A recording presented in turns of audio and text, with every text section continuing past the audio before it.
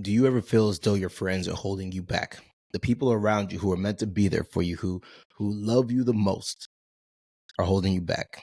Your network, while you're trying to make it on this journey, while you're trying to make more of yourself, when you're on your journey to achieve your greatness, the people around you are keeping you back from getting there.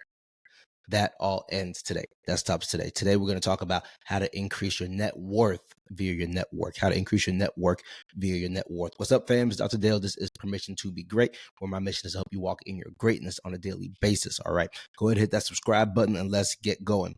So, network is a huge thing, right? Network has been a super huge thing in my life for me, as far back as I can really remember. And network's not just a huge thing for me, it's a huge thing for everybody. I read a stat recently that said about 85% of jobs are filled via networking. 85% of jobs are filled via networking in some shape, form, or capacity, right? So the value of your network is huge. And there's a saying I like to say, I got it from somebody else, but the saying says, show me your 5 closest friends and I'll tell you who you are. As a part that I add on. If your 5 closest friends are drug dealers, you'll probably be the 6th drug dealer in the group. But if your 5 closest friends are millionaires, I'm willing to bet that you'll be the 6th millionaire in that group, right? So today we're going to talk about increasing your net worth via your network, right? Get your pen, your paper, whatever you want to do just to make sure you're growing, you're getting better. That's why we do this, okay? View this more like a study, right? View this as your personal development study time with me here on Permission to Be Great. I'm going to give you guys 3 things to know about this. 3 key things. Pay attention, right? These things could change your life. So number 1, so how do you build that network? How do you build a network? Number 1 is get in the room where it happens. Get in the room where it happens. I remember during COVID times, a few years ago when everything was shut down, right? A few of us were going to work. I'm a critical care doctor, so I had to keep going to work every day, and the highways were so empty. I hated the COVID time. I saw a lot of deaths, and people, personal people died and things of that sort. The one decent thing that came, 2 decent things came out of COVID. Number 1 was the highways were empty on my way to work, right? I could get straight to work. And number 2 was it was a lot of family time, right? Because the kids were home from school. So I remember very well during those COVID years, that family time with the kids being home from school is when Hamilton came out, right? The Broadway musical Hamilton. It came out on Disney, so you could watch it at home on TV. And man, we watched that thing so many times. And one of the songs that sticks out from Hamilton is "I Want to Be in the Room Where It Happens, the room where it happens, the room where it happens." And that is kind of the theme of the movie, really, right? Is Hamilton? He's on this journey towards his greatness, right? And a lot of it is about getting in the room where it happens, the right room. Him and Burr.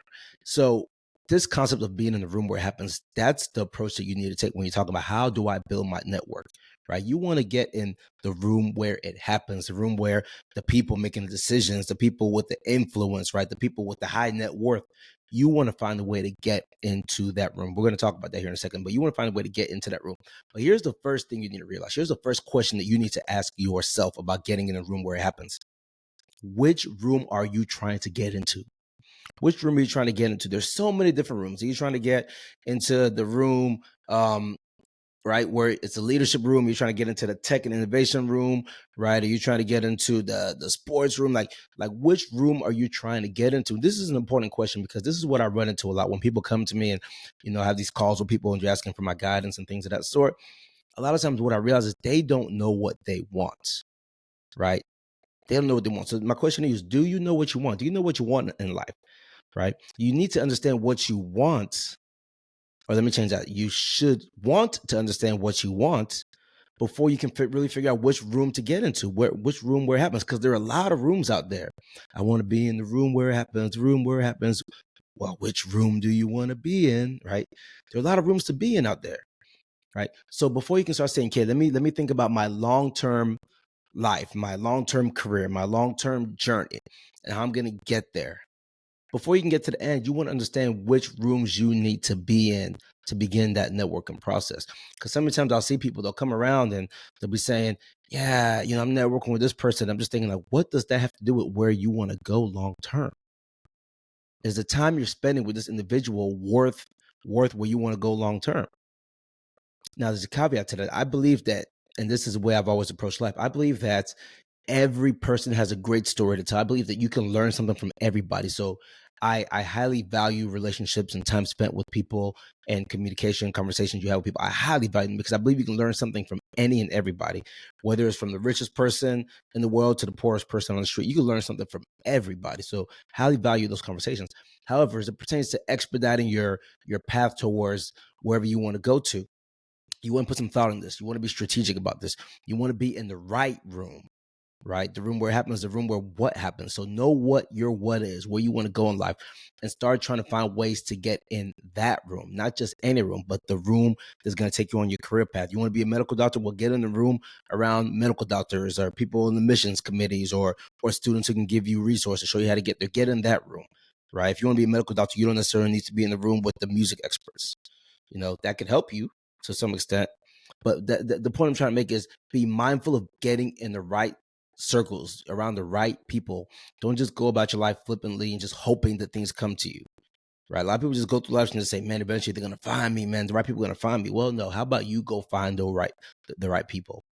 Sometimes they do find you. Sometimes God will throw that person towards you. It's happened in my life.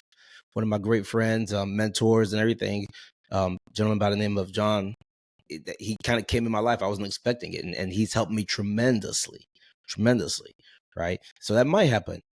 But at the same time, I've been working to get in the right rooms. So that's number one. What room do you want to be in? Once you know what room you want to be in, then you got to try to get in the room where it happens. So number two, second thing you really need to know is when you're trying to build your network so you can build your net worth, you want to be of service to the people that you want to network with. Be of service to these individuals. So often, this gets me, this irritates me. So often I find people essentially trying to say, like trying to meet somebody, say, hey, can I get a million time? I want to learn, Like, can you teach me how to do this? Can you do it? And you come into us asking, which is fine because, hey, I believe I stick to the word of God, the Bible. And the Bible says, ask and it shall be given to you. So I'm all about asking, right? But sometimes there's different ways to go about that. Like, a lot of people will come to me and say, Dr. Dale, can you mentor me? And before, when I was younger, I was like, yeah. But it got to a point, I was like, look, I can't just mentor everybody. You've got to prove to me that you have to earn the right to be mentored. You got to earn the right to be mentored, right? So that's why you want to be of service to the people that you want to help. Oprah Winfrey. We all know Oprah Winfrey, right? Oprah Winfrey, billionaire, one of the best, if not the best, to do this thing in the media industry, right? Well, what people need to understand about Oprah is she worked hard to get to where she's at. She had to grind her way there. Oprah, as young in the game, she started off unpaid internship. Unpaid. Nowadays, you got people want to get paid. How much you going to pay me? How much you going to pay me? Oprah Winfrey, billionaire, started off unpaid internship. Baltimore, local news station, right? Doing a little intern type of stuff, coffee, paperwork. And with time, that developed into doing more responsibility, making the networks, meeting the right people who would later on be key connections for her to open doors to get her to where she's at. But she started that by being of service to other people for free. Not going in there and asking. She said, how can I help you? How can I help you? And with that help she was giving people, they were able to then see how valuable she was. They were able to see how eager she was. They were able to see how type of worker she was and how she was focused and dedicated and can continue to grow and learn, right? You want to be of service to the people that you want to network with. That's your entry into the door. Say, hey, do you need anything done here? I'm willing to do it for free. And I get it, right? We're in an entitled day and age where we feel if I'm working, I should be paid. And that's the way it goes. If I'm working, I should be paid. Well, let me tell you, there's a business model out there right now that a lot of people are using. A lot of very, very wealthy people are using now. This business model is they do things for you for free and you only pay if you're satisfied with it. So they'll do high value things for you for free and say, hey, you pay if you're satisfied with it, right? That's it. You pay on the backside if you like it. You don't like it, you ain't got to pay, right? That's because they know that what they're doing is of such great value that you're going to love it. You want to be a person with that mindset. I'm not telling you that you have to go out there and do it. I get it. People need money. But the point I'm making is you want to be of the mindset where, hey, I want to offer people something of such high value that they can appreciate that value. And as it pertains to networking specifically, because that's what we're talking about, I'm going to offer these people something of such high value. I'm going to work so hard for them. I'm not going to ask them for anything. The only thing that I want in return is for them to recognize the value that I'm giving. And the idea there is if they recognize the value that you're giving, they can open doors for you. And in many cases, they will open doors for you as long as you're not a jerk. I do this quite often, right? I'll give people small tasks, small assignments, right? I might hire somebody to do something that's really not a big deal for me. They might think it's a big deal, but it's not a big deal for me. It's things that I can afford to lose on it. I don't really care, right? So I'll say, hey, I need this done. Can you do it for me? I'll pay you something small, whatever. And the only thing I'm doing in this situation, half the time I don't even use what I pay for. Sometimes I don't even use it. The only thing I'm doing is I'm evaluating how good of a worker they are. I'm evaluating, can they give me something on deadline? I'm evaluating, can they do what they say they're going to do? I'm evaluating, what's your integrity, right? It's just a complete evaluation process. If they pass that evaluation process, then I can give them more. Parable of the talents, same thing, right? That Jesus talks about in the Bible.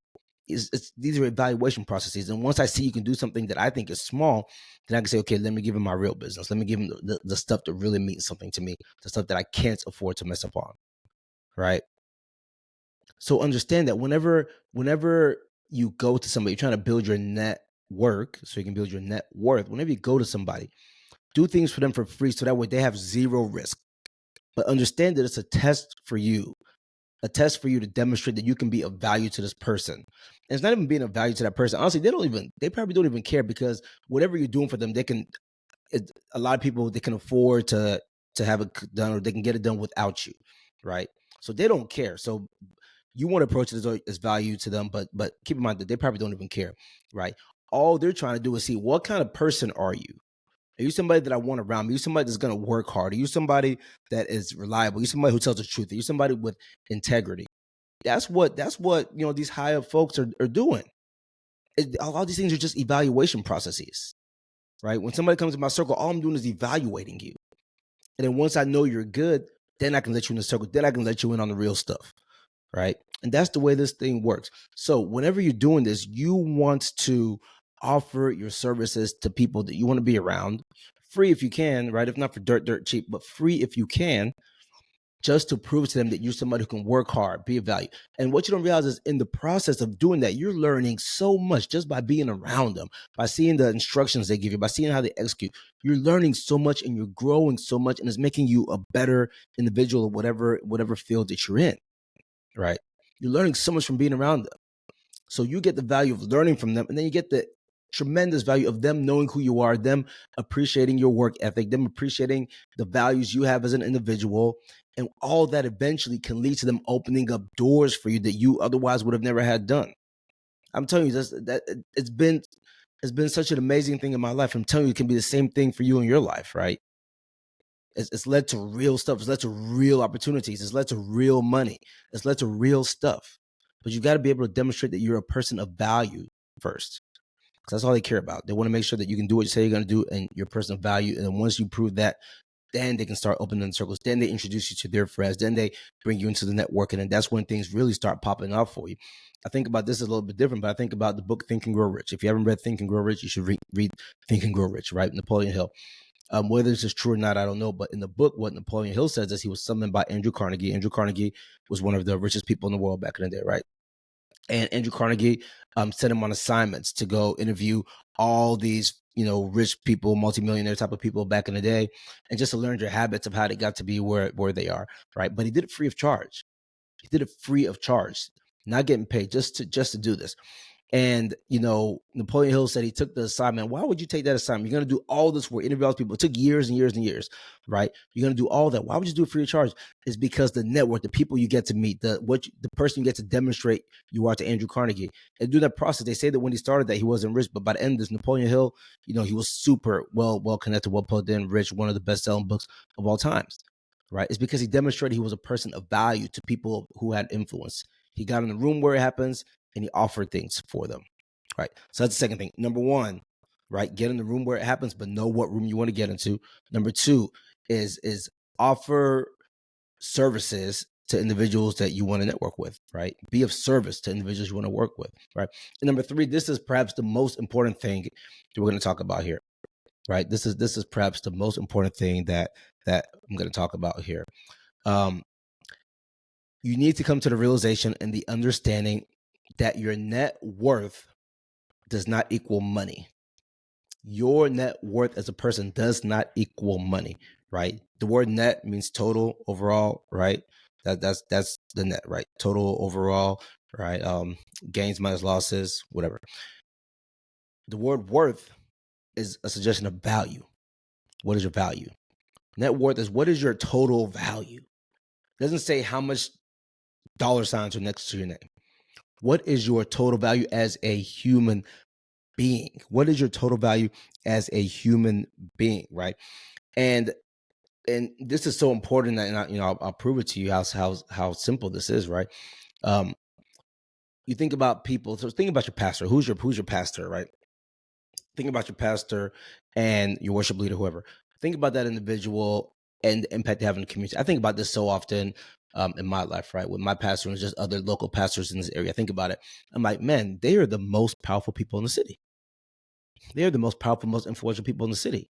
They're not the richest, but the most powerful, most influential. Why is that? It's because they've added so much value to other people's lives. They've been there for so many other people. They've poured, so much into other people that they don't even need money to go out there and get stuff, right? Like some of the more notable pastors around here. I'm not saying anything about I hope that they're all great character or whatever. I'm not saying anything along that line. I'm just proving a point with this, right? I'll tell you, like, my pastor and some of the more notable pastors around in this area, they could go across the street to ask for coffee and not have to pay. They'll just give it to them. I don't think they do that, but I'm just saying that they can do that, right?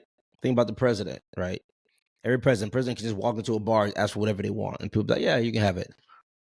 Now it's harder nowadays because now people actually are bold enough and step up and don't like presidents. But back in the day, like when I was growing up, like, yeah, you can have whatever you want. The point I'm making is when you're somebody who adds value to people's lives, when you're somebody who's respected, you don't need money. You don't need money. You just don't, right? So your net worth is not about money. Your net worth is about how valuable do people deem you to be.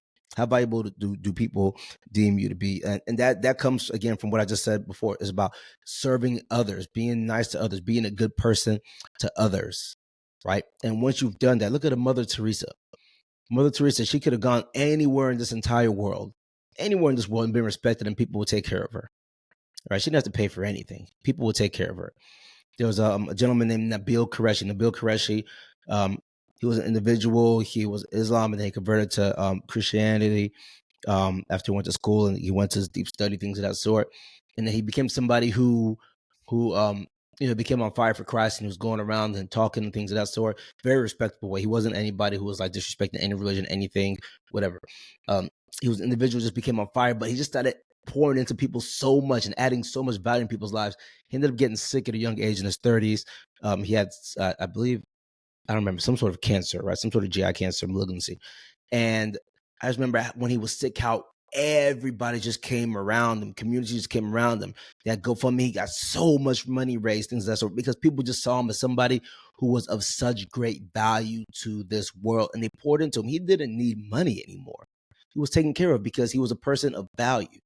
So what am I saying? I'm saying if you increase the status of your network, right? If you make your network more valuable, how do you do that? By being of service to people, by offering yourself, by getting in the right circles, by getting in the right rooms, knowing what you want, so you can get in the room where it happens, the right room where it happens.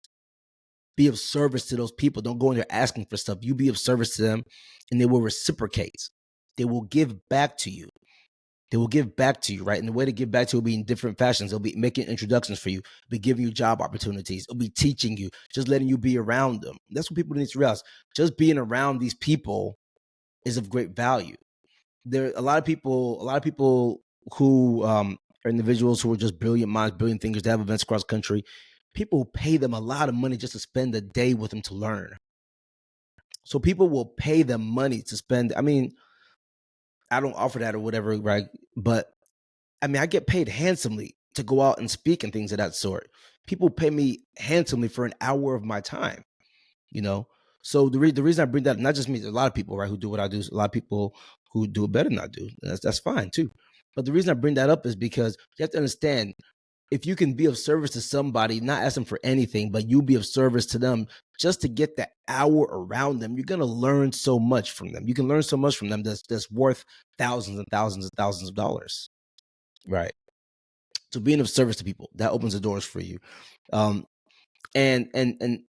you want to be wise with what you do. You want to be wise. The money will follow. And when I say be wise, and this one's kind of difficult. I thought about whether or not I should say this, but whatever. Straight from the Bible, Jesus taught this, right? And I think it's Luke 16, I believe. And it's the parable of the manager, the shrewd manager. This idea, there's this guy and he's got a manager who's handling his money, and the manager's not doing a good job. He's wasting the money, etc. So he tells him, "Hey, you're about to get fired." And of course, I'm paraphrasing. He says, "Hey, you're about to get fired." And the manager's like, "Whoa, he's about to fire me. What should I do?" So he goes to all the people that owe his boss stuff, and he says, "How much do you owe? You owe my boss 900. Well, hey, give me 400, and then your debt's paid off. You're good." Right. So what he's doing is not necessarily a good thing, as far as I can understand it. However, he was shrewd, he was wise, and what he was doing, he was thinking about the idea, thinking about, okay, I'm about to lose my job. What steps do I need to do to make sure I'm taken care of after I don't have a job anymore? And it says the boss commended him for being shrewd. And then in the parable, the point that Jesus is trying to get across is he's like, hey, do smart things with your money so people will take care of you when you don't have money. Right? It's not even about money, but the idea is do smart things to add value to people's lives. So when you're in a down situation, those people will look out for you. That's what we're seeing, and that's the whole point about this. So when I'm talking about what is your net worth, that's what I'm talking about. What is your total value? What are you doing for other people so that you don't even need money, that they will look out for you? And here's what you need to understand with that. Once you become that person of net worth that has nothing to do with money, net worth, the money will start coming in. Did you catch that? Once you become somebody of high enough net worth not equal money, right? Net worth meaning that you're just a person of value that people respect and appreciate. Then the money, the dollar signs, the paper money will start coming in after that. I remember one of my friends, mentors, coaches in the past just laughing at me one day and saying, Dale, you don't understand. Money is the easiest thing to get. Money is so easy to get. And back then I did not understand why that was, but now I understand it, right? I'm not sitting here trying to act like I'm the richest guy in the world, filthy rich, nothing like that. But whatever. We don't think about money too much anymore, right? And the money comes in. Like I don't even think about it. The money just starts to come in, and the reason that is because I focus on being a person who adds value. Like all the stuff that I do, I don't think about how much money am I going to make. I don't think about that. So when I start something, I don't start something thinking, oh man, we can get filthy rich off of this. That's not the way my mind works. When I start something, I think something like, hey, what kind of value can we add to the world with this? That's all I think about is what kind of value can we add to the world with this? How can I change somebody's life? How can I transform somebody's lives by doing this project? That's all I think about. The money is the last thing I think about. I don't think about like, oh, can I get rich? I don't think about that. If I lose money, whatever. I lost a little bit of money on it, but I know I added value.